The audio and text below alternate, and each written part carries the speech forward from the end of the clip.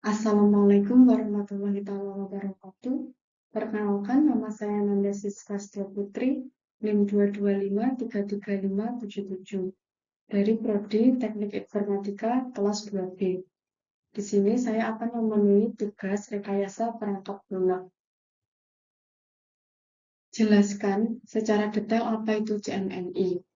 Yang pertama definisinya, ciri dan karakteristik, alur kerja CMMI, proses CMMI, contoh CMMI pada pengembangan RPL, dan berikan referensi dari artikel, jurnal, publikasi terkait yang relevan. Definisi CMMI.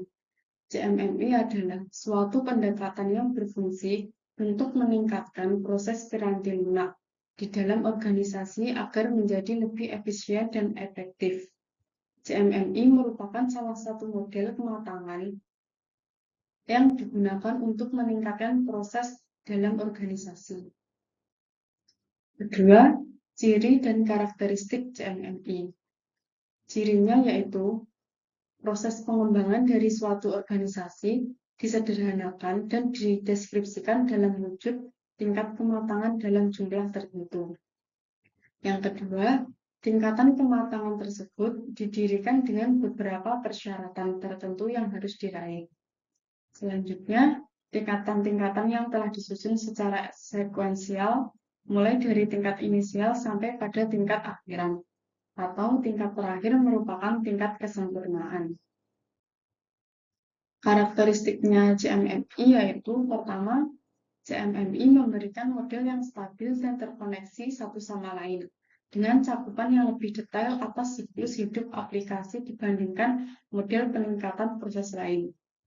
Kedua, CMMI menggabungkan software engineering dan sistem engineering menjadi product engineering sehingga memberikan organisasi sebuah toolset yang terintegrasi. Ketiga, CMMI mengasimilasi pengalaman belajar yang didapat dari mulai aplikasi yang dikembangkan hingga penemuan masalah. Selanjutnya, alur kerja CMMI. Alur kerja CMMI ada 4 tahap. Tahap yang pertama yaitu dikelola. Maksud dari dikelola, perusahaan hanya dapat memperoleh keberhasilan dasar kompetensi karyawannya dan bukan dari standar kerja yang ditentukan. Tahap kedua, tahap ini menjadi lebih proaktif dalam prosesnya. Pada hal ini, perusahaan menggunakan pemahaman tentang hubungan antara kegiatan proses dan langkah-langkah rinci dari semua proses. Tahap ketiga yaitu dikelola secara kuantitatif. Pada titik ini, perusahaan dapat menilai proyek-proyek tersebut kuantitatif atau tidak. Karena pada titik ini, perusahaan sudah dapat membuat kriteria produksi berdasarkan kebutuhan pelanggan dan penggunanya. Tahap keempat, mengoptimalkan.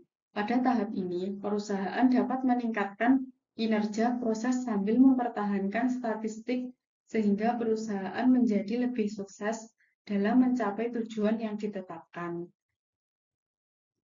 Selanjutnya, proses CMMI. Prosesnya ada 4. Proses yang pertama yaitu pengolahan proses. Yang kedua, pengolahan proyek. Dan yang ketiga, perekayasaan atau engineering. Keempat, dukungan atau support. Contoh penggunaan CMMI pada RPL. Pertama, PSP atau Personal Software Process. Penekanan pada kebutuhan software engineer untuk mengidentifikasi di awal waktu dan memahami tipe-tipe kesalahan tersebut. Yang kedua, TSP, Team Software Process. Setiap proyek diluncurkan menggunakan sebuah skrip yang mendefinisikan tugas-tugas yang harus diselesaikan asesmen proses. Ketiga, asesmen. Asesmen yaitu upaya untuk menentukan nilai atau jumlah. Saya mengambil referensi dari berikut. Terima kasih. Wassalamualaikum warahmatullahi wabarakatuh.